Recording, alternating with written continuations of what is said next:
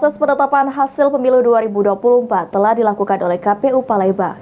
Selanjutnya, para caleg terpilih wajib untuk melakukan pelengkapan data LHPK, maksud kami LHKPN, sebelum proses pelantikan dilakukan. Dibagi 1804.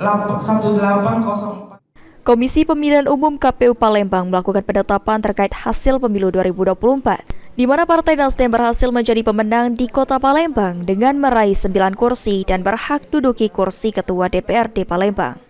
Sebelumnya, Partai Golkar dan Gerindra sebanyak 8 kursi, serta Demokrat 6 kursi, dan berhak duduki kursi Wakil Ketua DPRD Palembang. Dengan penetapan ini, maka tidak ada lagi permasalahan yang berkaitan dengan pelaksanaan pemilu 2024. Selanjutnya, para caleg terpilih wajib untuk mengisi laporan harta kekayaan penyelenggaraan negara setelah penetapan ini dilakukan oleh KPU. Penetapan suara sah dan penetapan calon terpilih di 6 dapil yang ada di Kota Palembang. Artinya sudah tidak ada permasalahan lagi Pak ya dengan sengketa? Tidak ada permasalahan lagi tadi sebelum kita tuangkan dalam berita. Total untuk jumlah caleg terpilih dan berhak duduk di kursi DPRD Palembang sebanyak 50 orang dari 6 dapil di Kota Palembang.